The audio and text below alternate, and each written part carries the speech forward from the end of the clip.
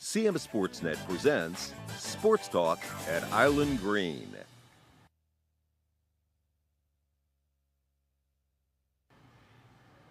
Greetings and welcome to another edition of Sports Talk at the Island Green, live from the Island Green in Westminster, Maryland, here on Carroll Media Center. I'm your host, Avery Newport.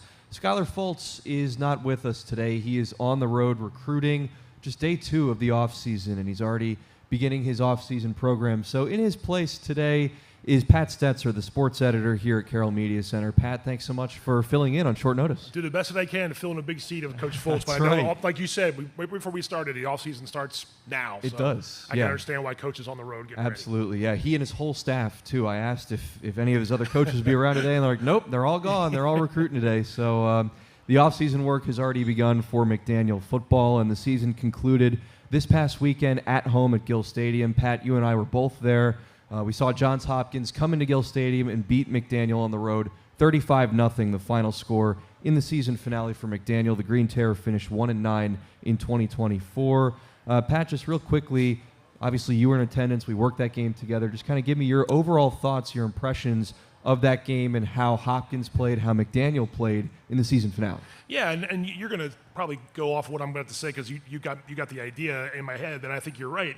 The score and the box score, if you dive into it, didn't really show how McDaniel was playing in that game. I thought that they had played pretty well, considering they're playing one of the top teams in the country, one of the top defenses in the country, if I'm not mistaken. Yep. And Hopkins can score quick. I think you'll go through the box score. There was a couple drives. There were only a few plays, if it was even a minute or so. But McDaniel has some success moving the ball against Hopkins' defense. Their defense, I thought, played well at times. It just is one of those situations, I think, where the Green Terror have to play an A game every single time against some of these top teams in the conference if they're going to want to stay close and get a win. And, we saw the cream of the crop in the Centennial champions come in and get a win. Yeah, absolutely. Yeah, that's exactly right, too. The 35-0 final score, as you mentioned, isn't really indicative of how the game went, in my opinion. I was on the call. I was on the broadcast this past weekend with John Seaman in attendance here tonight as my color man. Great combo in the booth. Always love working with John. But, it really was not the game that, you look at the box score and you see a blowout, you see a non-competitive game, but it really wasn't that way at all. In fact, McDaniel actually had a statistical edge over Hopkins in a number of categories when you just look at the team stats going up and down. I mean, Hopkins only had 24 minutes of possession. McDaniel had 35. So McDaniel held the ball for much longer in this game than the Blue Jays did. McDaniel also didn't turn the ball over at all, which has been a huge problem for the offense this year. But McDaniel was able to sustain long drives in this game. The only reason why I think the box score looks so lopsided is because McDaniel was 0 for 4 on fourth down chances this weekend. And 3 of those chances were in short distance, under 5 yards. Pretty reasonable to make them, and McDaniel just came up short each time. Hopkins, in that top-ranked scoring defense in the conference, was able to make those plays when they had to the most. Yeah, and you can't, like we were just saying, you can't give a team like Hopkins those chances, to end the drive and have them come down, and maybe a couple of those turned into points the other way. And I think we saw the Johns Hopkins offense get going as the game went on, just sort of imposing their will. But you mentioned the way that they handled themselves. I only saw them a few times this year. You saw them many more times, and Coach Seaman as well. I mean, the progression of the freshman quarterback, Jaden Booker, and how he came along. I think 74% completion percentage on Saturday. Again, didn't throw for a ton of yards, didn't have a touchdowns. Only got sacked once, I believe, and didn't turn the ball over. So That's right. The week before, I think it was a different story against the Salisburys, and we saw games early in the season that were not as good in terms of that effort. But I felt like there are things that Coach Fultz, and he'd be the one obviously to say this other than me, but there are things you can sort of build on. You're going to lose some seniors, I get that, and things go the way that goes in college football. But if Jaden Booker stays around and becomes into camp next year with this year under his belt, to me, it still feels like he can take another big step forward. Yeah, absolutely. And Coach Fultz and I have talked about all season long about how difficult it is to transition from one offensive system to a whole new one when you were recruited to play something different coming out of school, right? Like, Jaden Booker is just a freshman. I don't think he's had that that kind of learning curve that maybe some of the older players have had on the team. And so he was able to learn the offense right away as a freshman in his first year under Coach Fultz's system. And I think you're starting to see the fruits of that labor pay off, right? I mean, Booker didn't have a turnover this weekend against Hopkins, which is the best scoring defense in the Centennial and among the best in the nation in Division III college football. They were only giving up under 13 points a game this year, and they were shutting down their opponents left and right. So the fact that Booker was not able to score a touchdown or anything like that, I don't really think means that he played poorly or anything this weekend. He completed 23 of 31 passes, super efficient numbers on the day. No turnovers, as I mentioned, no fumbles, was only sacked once against a very aggressive Johns Hopkins pass rush as well. And used his legs a lot when they needed it sometimes to make some of those, avoid the pressure like we see a lot of quarterbacks do. Another freshman that I thought, has impressed me when I've seen him, and you could probably say more about it, is Jacob Wagner, what he's done for them in the backfield. I mean, I thought he had a pretty good game Saturday, all things considered. Catching the ball out of the backfield too when Booker needed some help, a nice outlet to help the offense. Again, those two guys like that can kind of get this year out of the way. And look, they won the first game, the positives there, and then the Centennial started and things got a little bit different along the way. And obviously nobody wants to end the season on a 9-game losing streak. And I know they want to beat Hopkins. It's something they haven't done since the year 2000, which is not something that McDaniel people want to hear, but it's a little bit of the truth there in this lopsided rivalry. But there are guys who have gotten sort of trial by fire, however you want to say it, and they're going to serve them down in the future if they're going to be part of the program. Yeah, absolutely. I was really impressed with Wagner. I'm glad you brought him up. He only had 28 yards rushing on the day, but he caught 9 passes out of the backfield for 58 yards. And, as you mentioned, was a great outlet for Booker. If the pressure was getting to him, he could just dump off a little pass in the flat or a little screen or something, and Wagner was able to make something happen in space as well. And he kind of took over the starting running back job late in the season. Micaiah Cobbs was RB1 for most of the year. He split time in the backfield with Kenneth Dempster as well. But Wagner started to emerge. He initially started mostly as a special teams player and then kind of, carved out a niche in the backfield and eventually took over the starting job for the last couple of games in the regular season.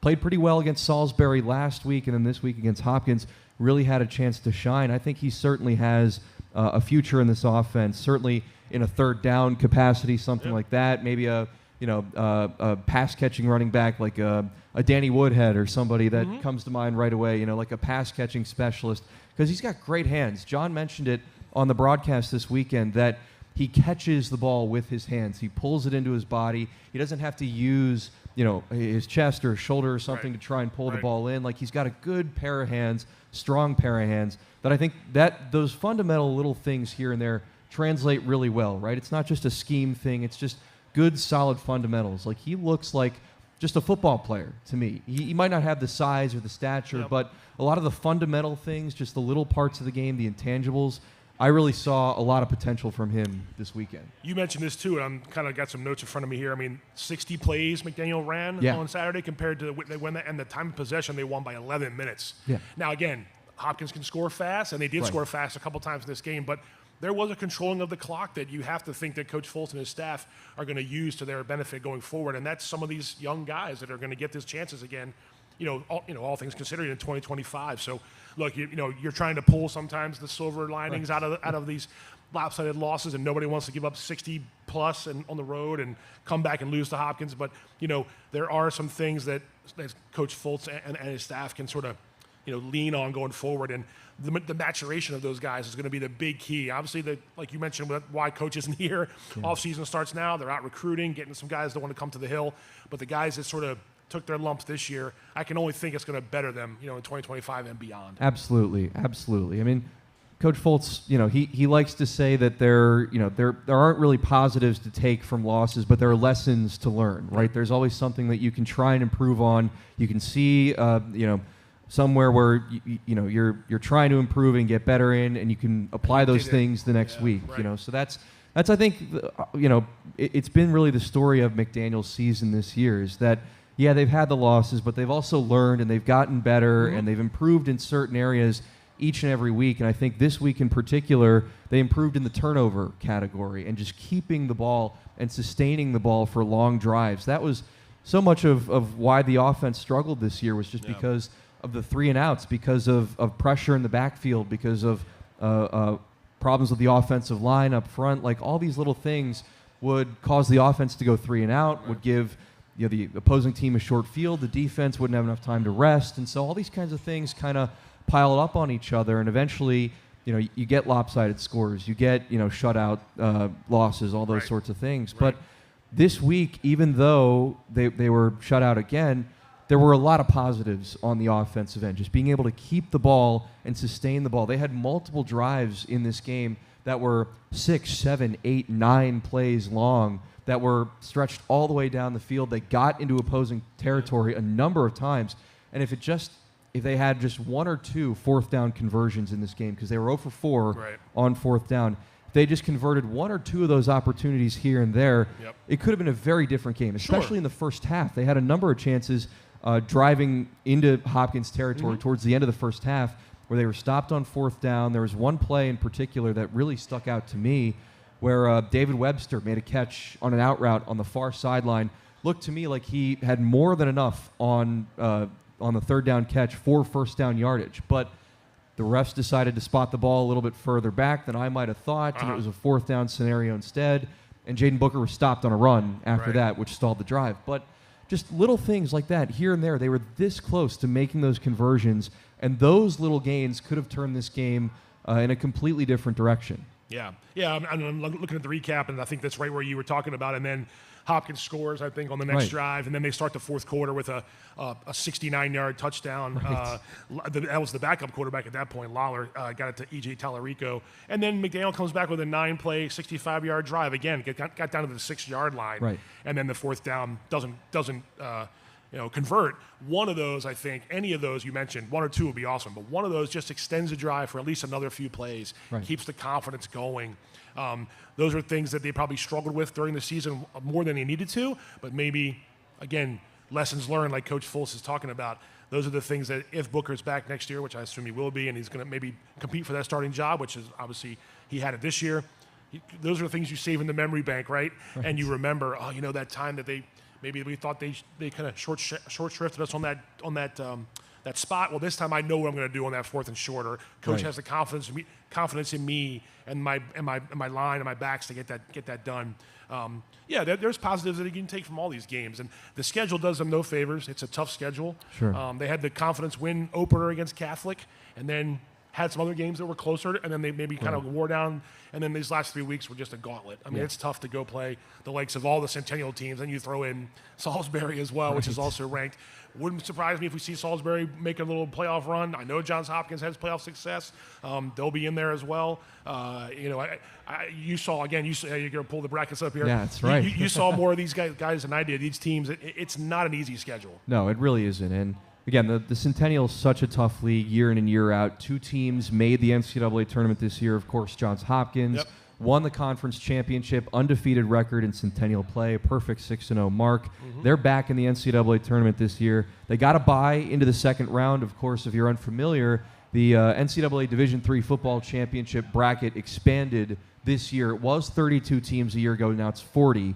So there's an opening round, and then there's higher-seeded teams will get a bye into the second round the following weekend. So this weekend's games on the 23rd will determine the matchups for the following round's games. Johns Hopkins has clinched that bye round, so they're not playing in the opening round this weekend, but Ursinus is. They're also a Centennial team. They went 9-1 this year, a 4-game improvement from last year. They're in the first round. They're playing against King's College in Pennsylvania, which is where Skyler Fultz was the head coach before he came to McDaniel. So lots of little connections for McDaniel here in the NCAA tournament as the postseason begins this upcoming weekend. But Hopkins, again, they looked like a playoff team this weekend. And what was really impressive to me was, again, their starting quarterback at the beginning of the year, Bay Harvey, was injured. He's out for the rest of the season. Their backup quarterback, James Ranello, came in and filled in admirably for him for most of the season after that. But in the season finale, Ranello gets hurt on a sack from a McDaniel defender. And then the third-string quarterback, Ethan Lawler, takes his place and looks just as poised and just as confident, drives the offense right down the field on his first couple of drives in the game. Throws a 69-yard touchdown pass in the fourth quarter to E.J. Tallarico.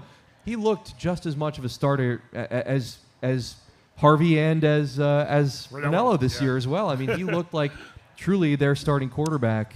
And you wonder if he can keep that up in the playoffs. But all I was going to add was like that's what playoff programs have, right? They've got guys where They don't want their 1As to go down, their QB1s, their RB1s, but if they do, who's gonna be the next man up, as the football saying goes. The Hopkinses, the Osinuses, the Salisburys, and all others as well.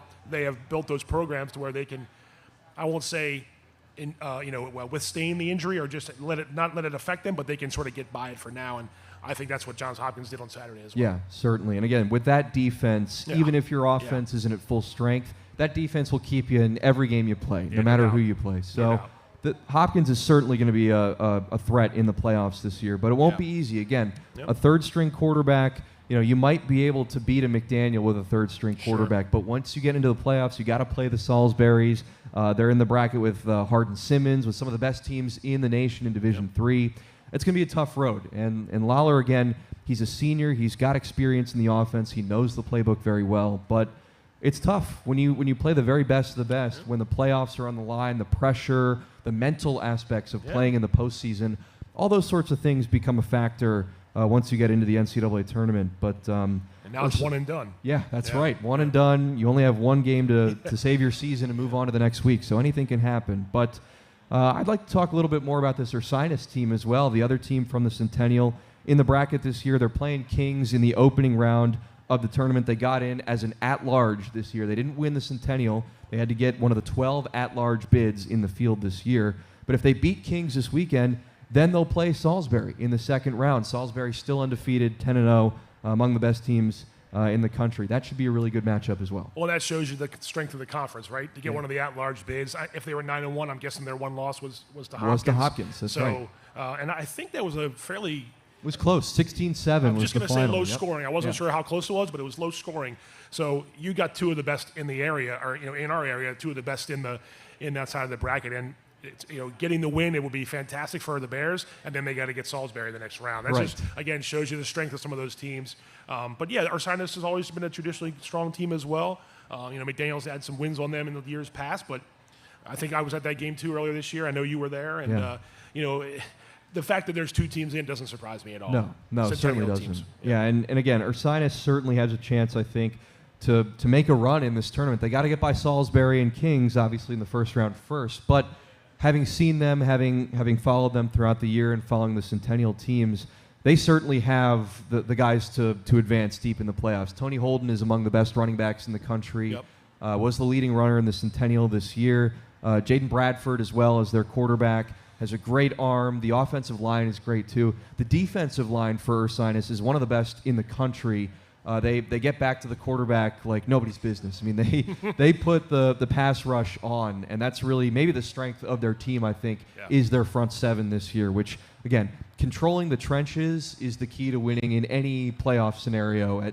From high school to D3 to D1 to the NFL, being able to control the line of scrimmage is where you win and lose football games, and Ursinus certainly can do that. You think Coach Fultz maybe talk to his old guys at Kings and say, "Hey, I can give you the film and the scoop on Ursinus." Hey. Not that Kings doesn't already know, but he knows the offense. I was going to say, back and forth. He's got the ties to Kings College. It is kind of interesting that it just happens to be Kings that they're going to play, and Coach Fultz knows them pretty well. So always a very strong program up there too. Yeah. It's fun, the D3, D2, even the FCS. The playoffs always have a little more of the now, and I won't say that now because the top level has expanded as well. But this was always the case for many years. There were more teams in this than there were in the big level. So it'll be fun to see with it expanded and the at-larges and the first round where you're going to throw everything out. Hey, we're going to throw a fake punt in there once in a while. We're gonna go for it on our own 30-yard line. I'm not saying they would do that, but just. It's that time of year, right, where everything comes up a notch. You said it a minute ago. Everybody's game plan is a little bit different, just like playoff baseball and all those other things where that leadoff walk comes back and really scares you.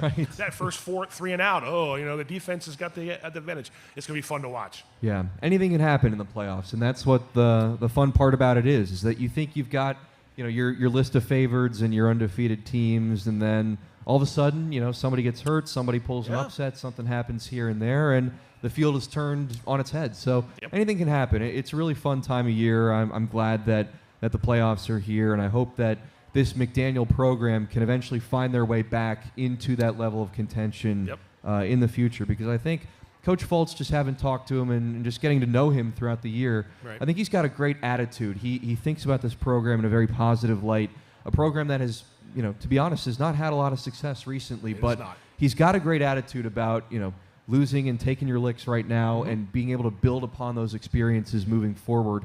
And I think that's a great message to preach to this team. It's like, look, you got to learn something every time you lose, and you learn and you try and improve every single week and work on those weak parts of your game to make them better for the next week and the opponents down the road. And I think he's just got a great positive attitude about it. And I hope that any potential recruits or anyone else who's coming into the program who wants to see it can see that as well. I mean, again, you and I were both there this weekend. I saw all the recruits that were there on senior day that got to see the warm-ups, that got to see the crowd being so lively and energetic at Gill Stadium.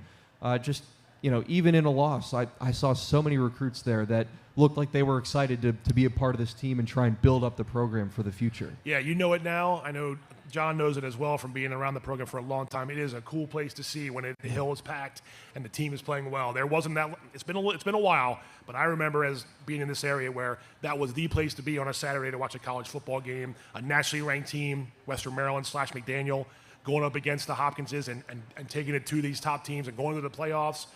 It can happen again. And I think, Coach Fultz got that first year under his belt. It wasn't the record he wanted, but again, what does year 2 bring with the young guys, with another year for his staff to sort of get those guys going?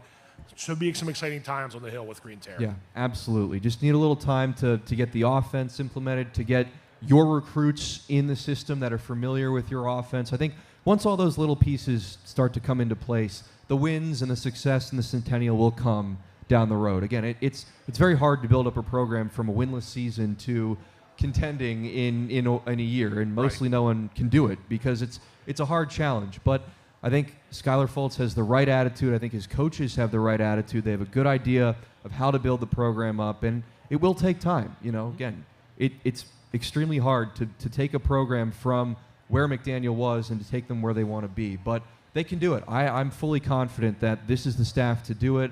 And I believe them. They're on the road right now recruiting. That just shows you how dedicated they are. As soon as the offseason starts, they're on the road. They're getting things ready for 2025 and beyond. That's what you got to do. That's right. So, well, there you go. That's our McDaniel football recap segment here. The Green Terror, despite losing at home to Johns Hopkins, bright future ahead on the hill for McDaniel and Coach Skyler Fultz and his staff. We wish him the best of luck this week on the recruiting trail, but that'll conclude our opening segment here on Sports Talk at the Island Green. Pat and I will be back for segment 2 in just a few minutes. We'll recap all of the state championship action this past weekend in Carroll County and maybe preview some winter sports as well in segment 2. We'll take a short break and return to the Island Green after this. Welcome to Island Green, Westminster. The Pub and Grill offers a variety of food in a family-friendly atmosphere. Live music, private suites, miniature golf. Learn more at islandgreenwestminster.com. Island Green, Westminster. I'm Danielle Inglesby, and I interned at the Community Media Center during my senior year at South Carroll High School. I was interested in the CMC because of the knowledge and experience that I would gain and to help narrow down my field for what I want to work in the future. During my internship, I learned how to operate graphics for New Blue for our sports productions and to edit various projects on Premiere. I recommend the Community Media Center for anyone interested in studio art because it definitely gave me an advantage for the future, and I learned a lot and had a ton of fun.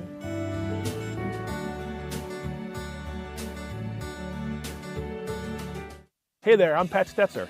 And I'm Michael Duffy, inviting you to join us for The Score and more. Each week we'll talk about high school sports in Carroll County. We'll share information about upcoming games, highlight coaches and athletes, and much more. We'll even try to have a little fun along the way. Don't miss the Score and More podcast presented by CMSportsNet. The Score and More Sports podcast is available online at carrollmediacenter.org and on a variety of podcast channels.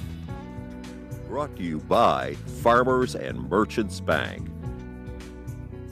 Every Wednesday at CMSportsNet, it's Game On. Tune in for a look at Carroll County sports scene, boys and girls soccer, high school football, and Carroll Link sports action. Hi, I'm Pat Stoetzer. Join me as we preview upcoming games, talk with the coaches, and bring you exclusive reports you won't see anywhere else. Plus, each week we'll unveil CMSportsNet's Athlete of the Week. Don't miss CMSportsNet's Game On, Wednesdays at 7 p.m. We've got you covered.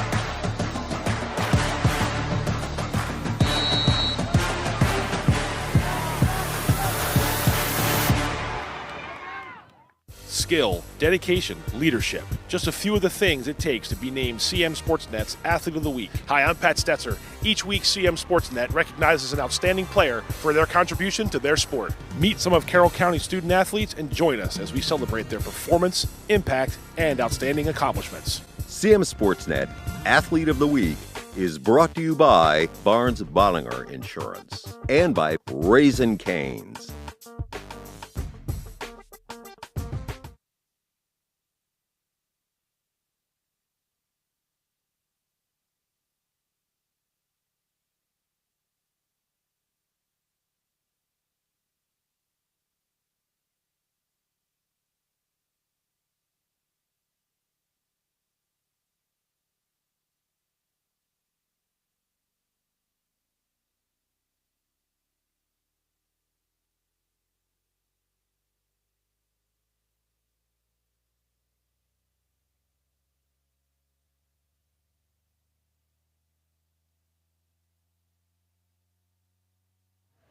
We're back for segment 2 of Sports Talk at the Island Green right here on Carroll Media Center.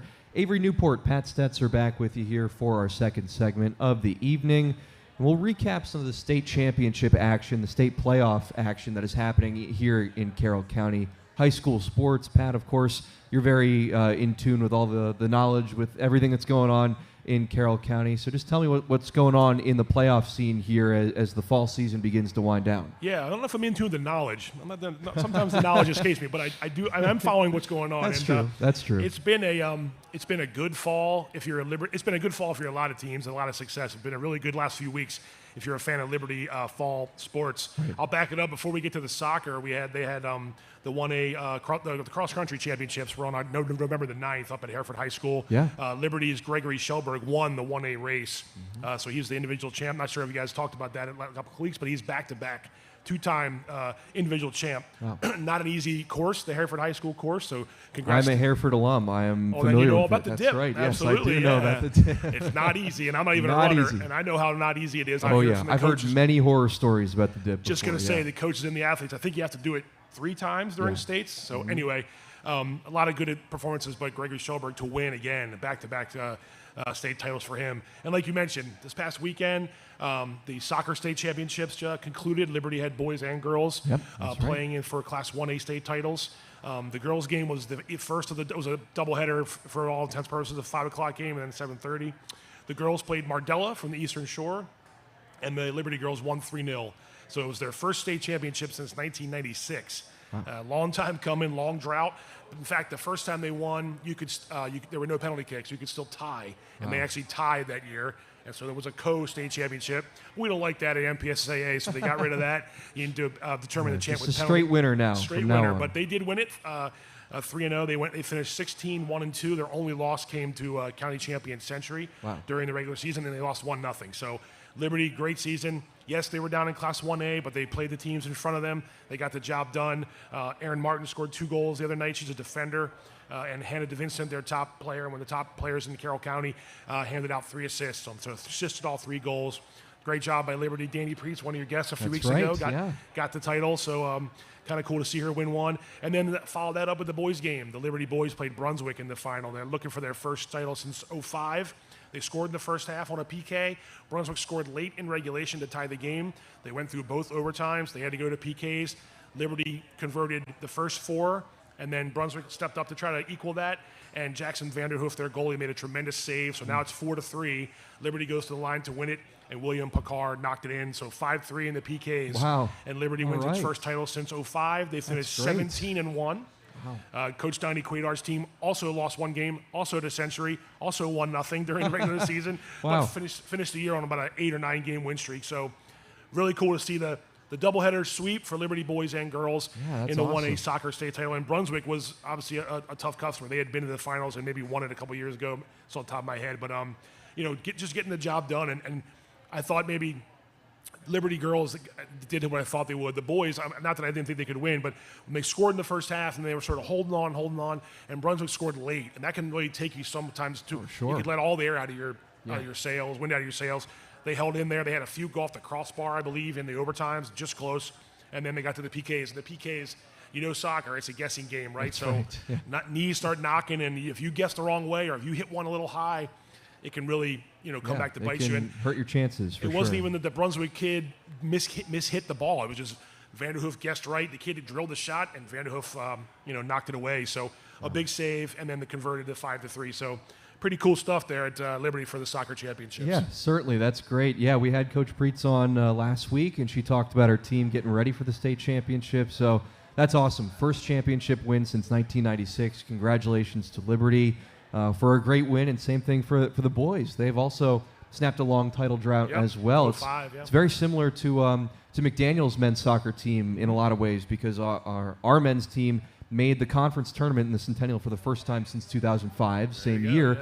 And this year they won in the first round of the ECAC, Eastern College Athletic Conference postseason tournament, their first postseason win since 2003. So a lot of droughts in soccer are being broken around Carroll County. It's very cool to see the success of these soccer programs. There was another fall state champion, Manchester Valley. It was again on the same day the same day as the cross country. They finished an undefeated season, and many of you guys may have mentioned it, but 17-0. They got past Glenelg. Man Valley did. Glenelg was a 3-time reigning state champs, and they were the ones that kept knocking Man Valley out of the playoffs. This time the Mavericks won 5-3, so they got their first ever state title, and to do it in an undefeated season makes it a little bit sweeter. So hats off to Dean Kuntz and Man Valley as well. And then there's still one team remaining. You mentioned the winter practice has actually started Friday, the first round of the tryouts for boys basketball, girls basketball, wrestling, indoor track, cheer, all that kind of stuff. But we're still got one team left, and it's Liberty's football team. They had a win last week that was thrilling to say the least. They went on the road and faced a really good Williamsport team that had knocked them out of the playoffs 2 years ago. Wow. Down 14-0 before the game really got into it. First quarter, it was Williamsport scored on the first two drives. You think, here we go again. The Wildcats are going to it's not Liberty's day. Liberty got back into it, got a running game going with our sophomore running back who was filling in for the starter. Kevin Poole had suffered a concussion the week before, so he was out this week. And Tyson Puckett, who had some, I won't call it mop-up time, but he had some time late in the games to get some carries. Well, they asked him to come in and play.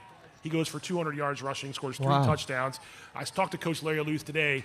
He says they hadn't remembered a 200-yard rusher since he's been there, and this is his 13th season, 12th season. So long time coming, good time coming for Liberty. Yeah. They come back again. Williamsport takes the 28-21 lead, or is it 20? Anyway, they took a late lead. Liberty went in and scored with a few minutes left. Went for 2 to tie it. Went for 2 to take the lead and got the 2-point conversion. Williamsport's got to come back down and try to score again late, and the Williamsport quarterback throws a pick six. Kevin Kerr runs it back for a touchdown. So I think they had 2 pick sixes, the Lions did, in about 90 seconds. And so it was a crazy finish. Wow. We were watching it. We had a camera out there, and it was streaming the footage back to the media center. We were all in the media center. We did a highlight show last Friday night after the games ended, and we were all just yelling, I can't believe they're throwing here. And then Liberty gets the tip pass, runs it in, and then again they have to throw after that. Liberty runs it in again for a touchdown. So kudos to Liberty. And now the Lions go on to the 2A, 1A state quarterfinals this Saturday afternoon, 1 p.m., where they play Douglas of Prince George's County. So going to be a tough customer. Yep. They're a really good team. PG County is a great county as well for high school football. The top of the county is definitely very good. Absolutely. Liberty will go in, again 7-4, and still playing. And I, just quickly chatted with Coach Luth today. He said, "Yeah, we're going to be underdogs. We're the 7 seed, they're the 2 seed, but we're still playing. We still got practice this week, so definitely where the Lions want to be." And it's fun. We had Winters Mill do this last year. The county had Winters Mill have their best season ever, 9 wins. Had a bye in the first round, won their second round game, beat Williamsport, by the way, and then went toe-to-toe with a really good Forest Park team that Winters Mill got right down to the goal line again. They could have kicked a field goal to tie the game, but they all decided to go for it on 4th down, came up just short. Forest Park went on to go to the finals, and I believe they fell short there. But that was Winters Mill's year last year. This year, we had Westminster win the county title. Liberty beat Westminster, though, on their field, but then suffered another loss that kept the Lions from winning a county championship. Yet here they are, the last county team standing on the 2A, 1A side. So it'll be fun to see what Liberty can do this Saturday against, like you said, a very good Douglas team out of PG County. Yeah, absolutely. Really exciting to see that, Carroll County teams are having this level of success in high school football in the state championships. I mean, it's so hard to get here, right? You spend all season trying to work through the gauntlet that is Carroll County. A lot of really good competitive teams in this region here.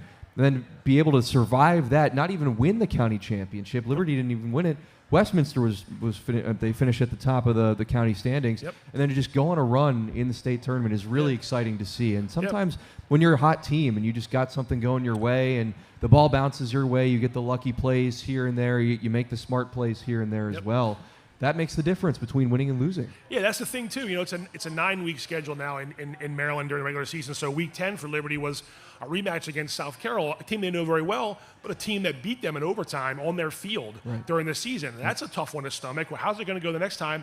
Well, they won the playoff game 27-7. So they got past that one. When they're winning games, their defense is on. They're tough as around, I think anyway. And the two teams they lost to, they started the season 0-2. The two of the teams they lost to in the beginning of the season are still playing as well. And so it's not like, they took care of business. They took a few county losses. Goes to your point, this year, as opposed to maybe a lot of the last couple of years, the parity in the county was really evident. Right. Century came up and had a good season this year. FSK came back from a bad season last year, and both those teams had one win last year. Century's win was a forfeit. So you had two teams with one win on the field to show combined a year ago. They both were in the mix for the county. Century was till the last week of the season. Liberty had FSK had some good wins as well. FSK beat Century in the playoffs. There was just a lot of that going on this year in the fall, which was good to see. Yeah, absolutely. I think playing such a well-rounded schedule like that with so many competitive teams that are only a game or two games separated from each other, I think really kind of hardens you and gets you ready for the playoffs, right? Because every week you're playing against a competitive team. You're not playing a team with one win or no wins or anything like that. You're playing a team that has a chance to beat you every week and has a chance to overtake you in the county standings as well. So when you're treating every game like it really is a playoff game, when you're playing against a team that's just as good as you, if not better, or on that equal footing, I think you're kind of always in that win now mode. It's not like, well, all right, we're going to have an easy one this week, like whatever.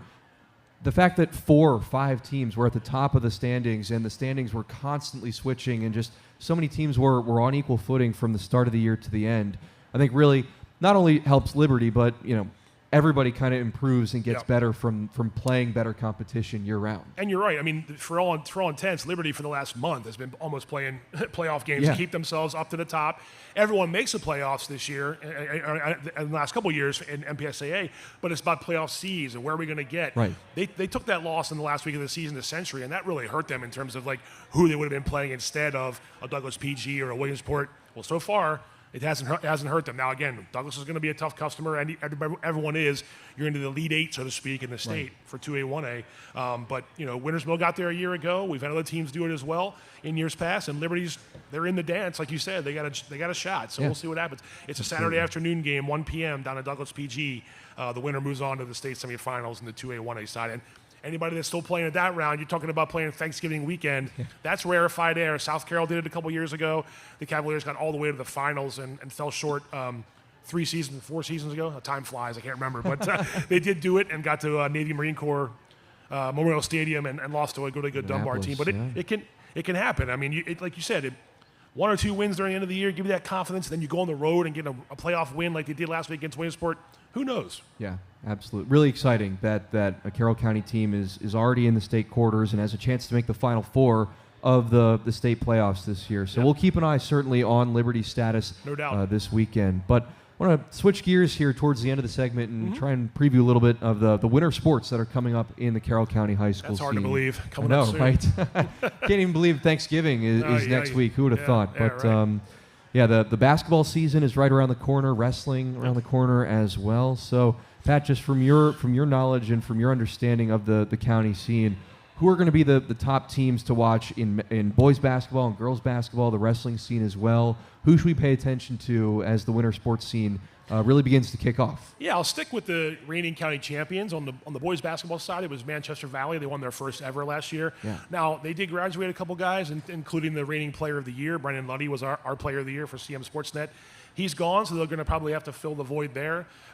They had some guys come off the bench as reserves and show some things, I think. So, but again, you talked about the football county and how competitive it is.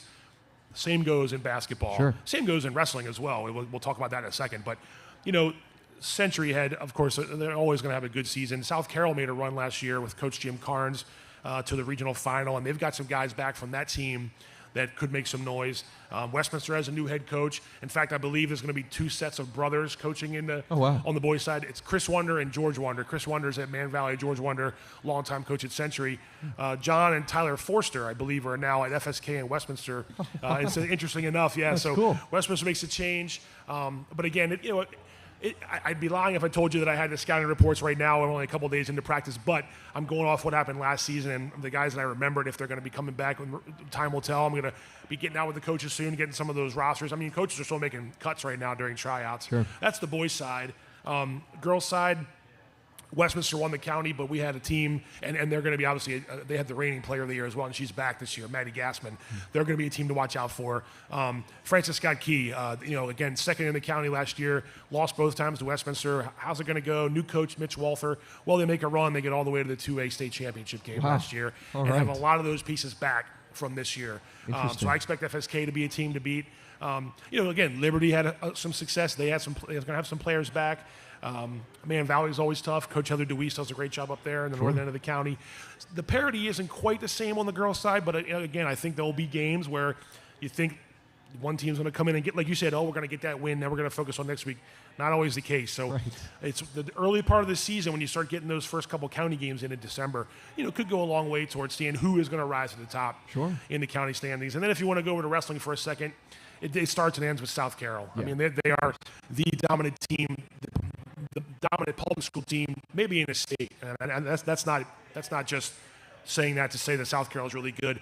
Almost everyone's back from a team last year that won a state dual state championship, had 4 individual state winners, maybe had 5 or 6 in the finals, won the county tournament title. Coach Brian Hamper and his guys just continually, we say this with the college basketball teams of the powerhouses, they don't rebuild, they reload. Yeah, South Carroll wrestling reloads. Yeah. And Michael Duffy and I talk about it on our podcast a lot, just how strong South Carroll wrestling has become. It's such a big deal that they actually, South Carroll didn't do this, but the school and the program hosted a college duel over the weekend. Maryland wrestled American at South Carroll's gym. Wow. And packed the gym. And that's because of the ties that Coach Hamper and South Carroll has with the wrestling community. Sure. They're fun to watch. They packed the gym. Was two seasons ago. They wrestled Mount St. Joe at South Carroll, where it was billed as the top private school against the top public school. We were at that match to stream it and get highlights, and we could barely get a spot in the gym. Wow. It's fun. When I started, I covered Carroll County for 20 plus years at a newspaper, the Carroll County Times.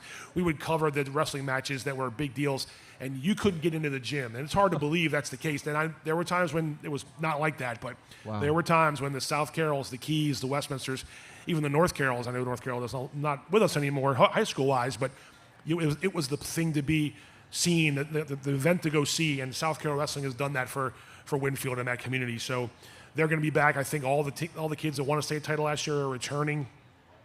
I wouldn't be surprised if we're right back down there again next year. This year at Showplace Arena with a handful of South Carroll kids vying for state championships. That take nothing away from Man Valley. They've had a good wrestling program for many years. They're right behind South Carroll. Westminster's had kids go on to the finals, and the girls wrestling in this county has really come up. And hopefully that's something we can get into down the road with some future episodes. But the fact that the girls wrestling started with just a couple girls in the county, that's cool. There's a few girls. Every team has at least 1 or 2 girls. Most of the schools in the county have full-blown teams. Winters Mill, Francis Scott Key, Man Valley. The Liberty had a finalist last year, Aubrey Oler. There's been a state champion or 2 in the last couple of years. Taylor Mead from Westminster comes to mind. Who's now wrestling at McDaniel College. That's right. And, John Lowe, the women's coach longtime Winters Mill coach, got the Winters Mill girls program. He was basically done. And they said, why don't you come help us, coach the girls? He said, okay, that's fine. And they're one of the top teams in the state. No surprise. It's fun. It's actually been a really cool lift of sorts to the winter high school sports program in Carroll County to see the girls do so well, and of course the boys, their counterparts following suit. Indoor track's in the mix too, and then their season gets started a little bit later. The county championships happen in late July or late January. Yeah, I wish it was July, late January, but a little too cold to be July right now. Correct. December 6th, I believe, is the first play date for winter sports, so that's only a few weeks away. Like you said, Thanksgiving right around the corner, and the first scrimmages will be happening here soon. So exciting time in the Carroll County in terms of the fall sort of coming to the end as Liberty football can continue to stay alive. That they're the one fall team standing, and then we're right back into the hardball and the wrestling inside the gyms. It'll be fun. Yeah.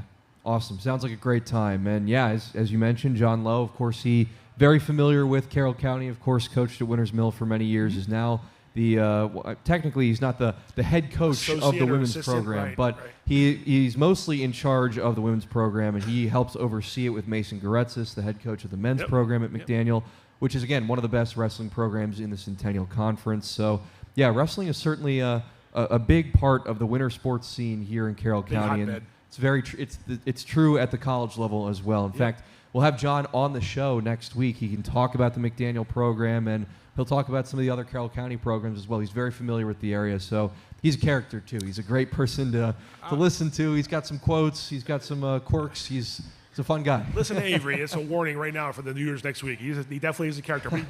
His knowledge of wrestling is second to none. So if you want to talk wrestling, Coach Lowe's a good one to have on the show. Absolutely, yeah. So you'll get to see him next week on the 25th. I got to coach him a little bit before he comes on, just to give him a little media training. I'll here text and him too. Hopefully, I can give him some pointers. He's pretty good though. You put a microphone in front of him, he can talk. He's sharp. He's sharp as a tack. That's true. But John will be on the show next week. He'll be filling in for me. I won't be here next week. So John will be the interim guest for the week. He'll talk Carroll County wrestling and McDaniel wrestling.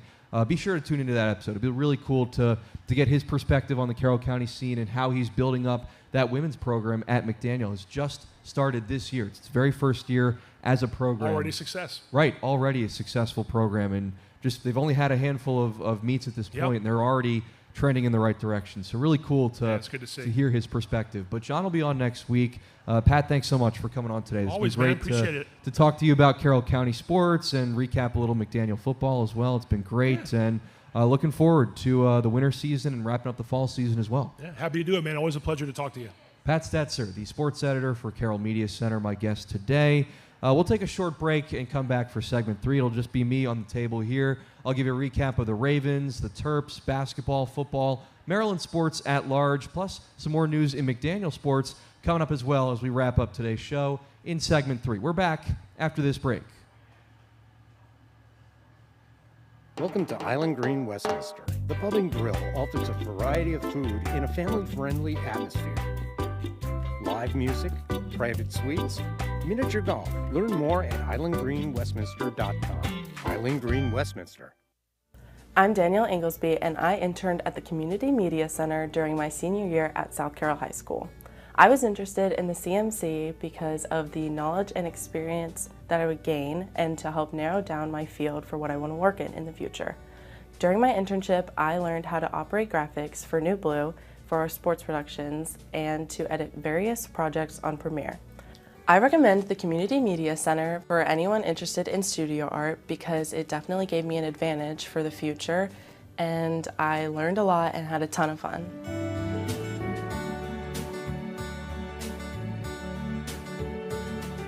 Hey there, I'm Pat Stoetzer. And I'm Michael Duffy, inviting you to join us for The Score and more. Each week we'll talk about high school sports in Carroll County. We'll share information about upcoming games, highlight coaches and athletes, and much more. We'll even try to have a little fun along the way. Don't miss the Score and More podcast presented by CMSportsNet. The Score and More Sports podcast is available online at carrollmediacenter.org and on a variety of podcast channels. Brought to you by Farmers and Merchants Bank. Every Wednesday at CM Sportsnet, it's Game On. Tune in for a look at Carroll County sports scene, boys and girls soccer, high school football, and Carroll Link sports action. Hi, I'm Pat Stoetzer. Join me as we preview upcoming games, talk with the coaches, and bring you exclusive reports you won't see anywhere else. Plus, each week we'll unveil CM Sportsnet's Athlete of the Week. Don't miss CM Sportsnet's Game On, Wednesdays at 7 p.m. We've got you covered.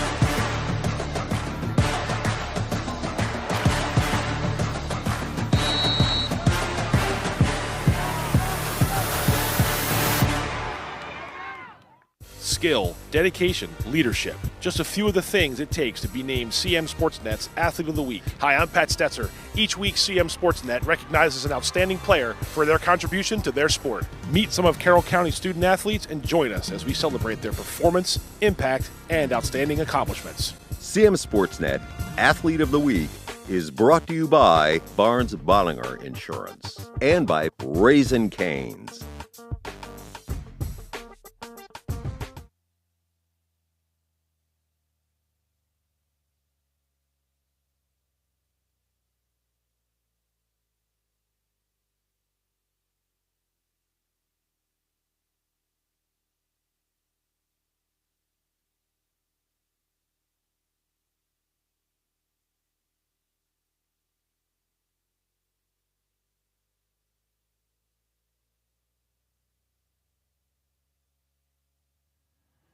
We're back for the final segment here on Sports Talk Island Green. Just me at the table as we wrap up today's show, live from the Island Green in Westminster.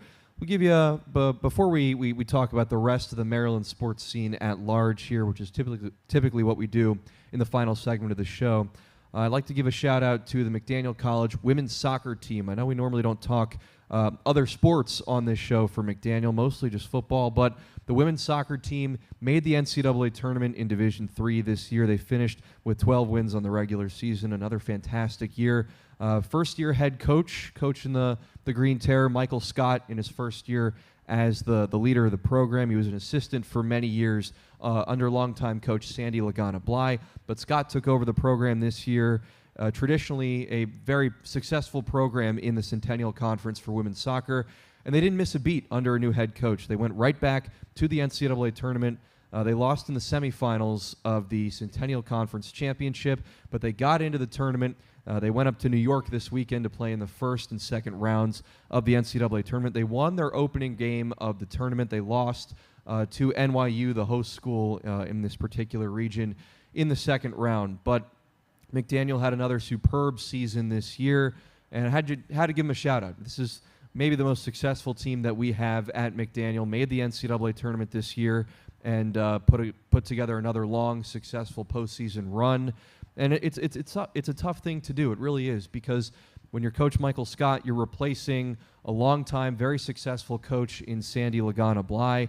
But the program didn't miss a beat at all. They picked up exactly where they left off from years past. They had been one of the best programs in the Centennial Conference for many years up to this point.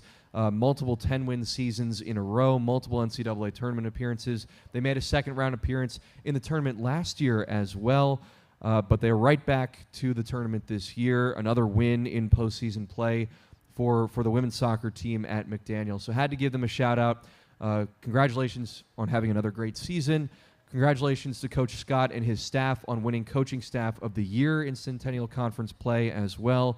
Lots of awards and continued success for the women's soccer program on the Hill. So very cool to see them continue to succeed despite the leadership changes at the top. The program is still among the best in the Centennial and should be for a long time moving forward. So just had to mention them on the show today. Congrats for getting the win in the first round of the tournament and for making it to the second round of the NCAA tournament. McDaniel women's soccer. Had to give them a shout out on air today. Now back to the rest of Maryland sports at large. I'm a Ravens fan, full disclosure.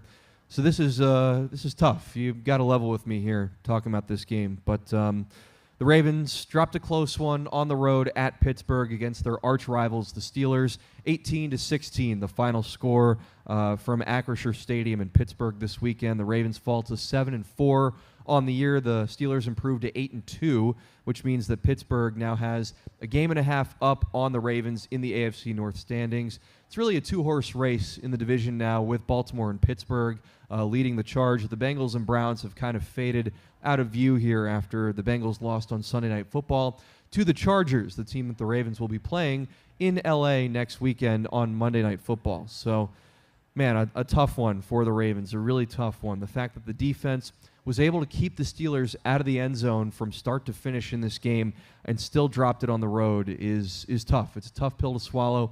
Chris Boswell had a tremendous game kicking for the Steelers. He made all 6 of his field goal attempts. All the points that Pittsburgh needed came from that right leg of Chris Boswell, the veteran kicker for the Steelers.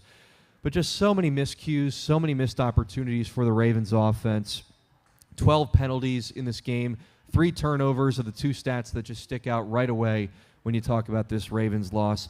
Lamar just didn't look like himself, had an interception in this game, which I will give Peyton Wilson credit for. It was just a phenomenal play defensively by the Steelers rookie linebacker. But again, just too many turnovers, too many mistakes. Justin Tucker, normally the most reliable kicker in NFL history, missed 2 field goals that 2 years ago, 3 years ago, would have been easy makes for him from any distance.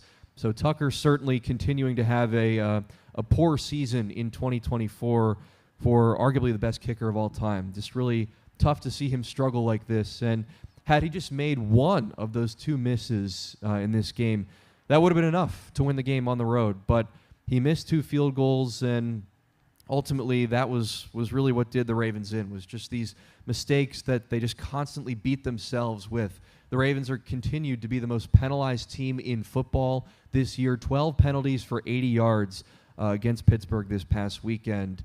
The penalties and turnovers for one of the best offenses, maybe the best offense in football. You can't keep having these mistakes. I understand that the Steelers have a top defense in the NFL this year. They always do.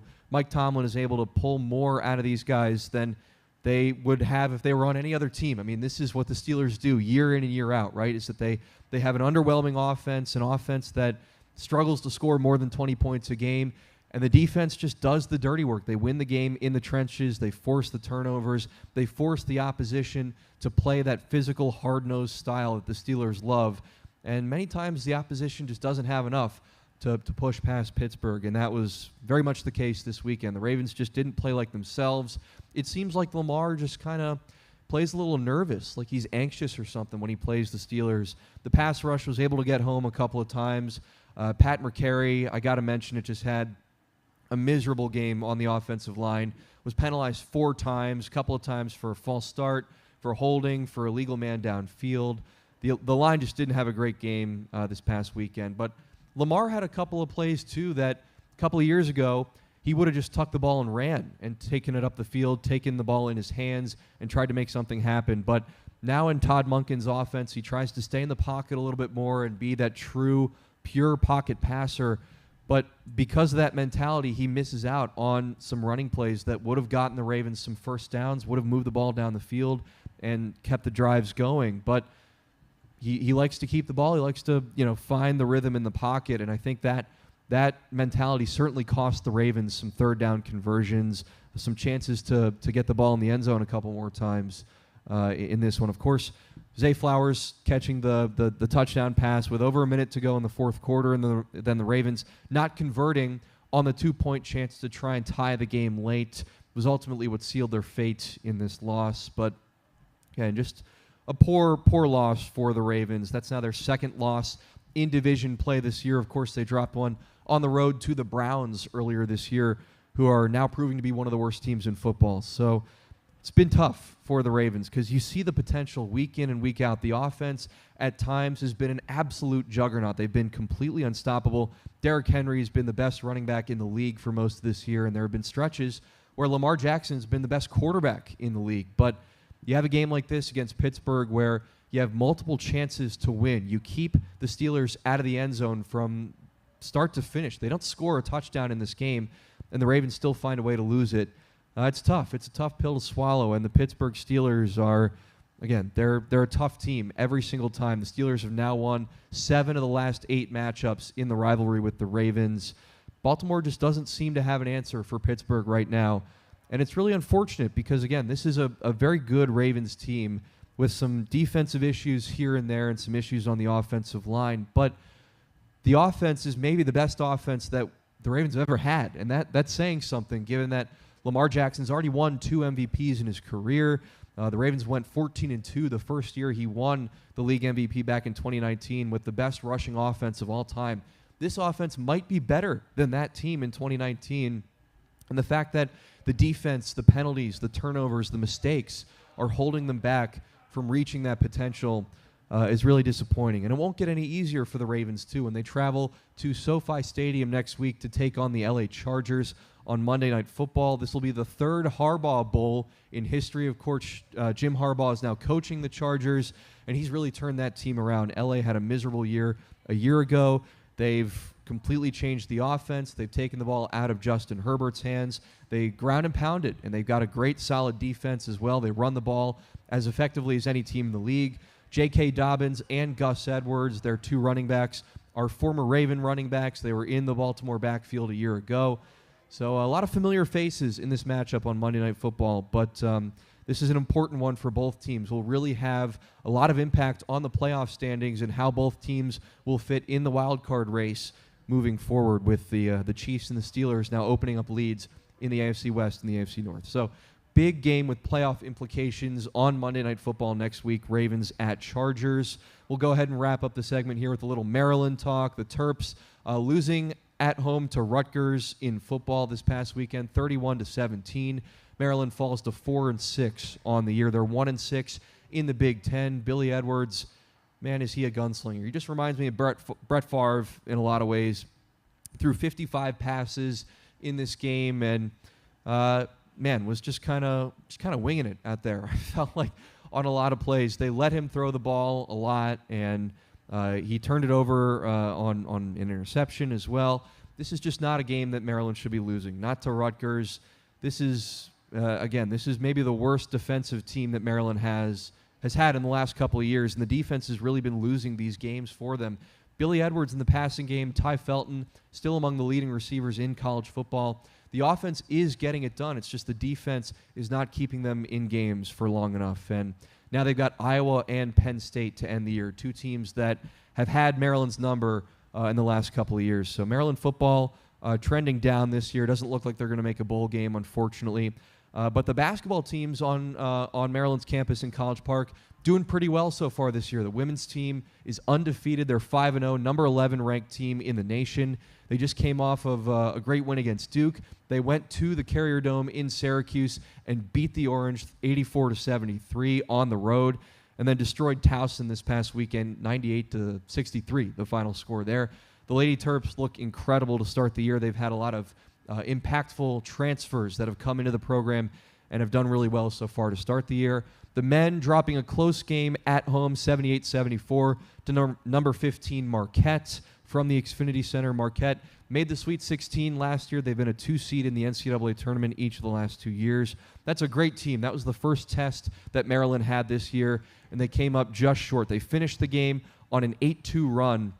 They had a chance to tie it late, and a couple missed free throws down the stretch ultimately sealed their fate in that loss. But Maryland hung tough with a top 15 team in the country. You got to like to see that progression from Coach Kevin Willard and his boys. So Maryland loses a close one at home to Marquette, but a lot of positive things to look forward to with both basketball programs in College Park as the season continues. Again, it's very early stages in the college basketball season, but a lot of time for both teams to continue the positive momentum that they've built to start up the 2024-25 campaign. That'll wrap up our show here today at the Island Green. Special thanks, of course, to my guest, Pat Stoetzer, the sports editor here at Carroll Media Center, for coming on and filling in for Coach Skyler Fultz, who could not be here today. Great to talk some McDaniel football with him and preview the winter sports scene in Carroll County. Also talk a little of the football scene, wrapping up the fall sports schedule in the Carroll County scene. So always great to have Pat on to talk about the local sports here in Carroll County. Next week, I will not be here. I have another commitment. So instead, we'll have John Lowe, who will be filling in for me. He's the associate head coach, but he's mostly in charge of the women's wrestling program, a brand new program for the McDaniel College Green Terror. He's a character. He's going to be a great fill-in host. Really excited to see how he does next week. But John will be on. He'll talk some McDaniel wrestling. He'll talk Carroll County wrestling. He coached at Winters Mill for many years. Very knowledgeable of the Carroll County scene. So he will take my place next week. Be sure to tune into that show. It will be entertaining, to say the least. But Thanks so much for tuning in to another edition of Sports Talk at the Island Green. Signing off, I'm Avery Newport saying enjoy your Monday evening. Texans and Cowboys, Brandon's boys, are on Monday Night Football tonight. Tune in. It'll be coming up a little later on this evening. But thanks so much for watching, and I'll see you in a few weeks. Good night from the Island Green.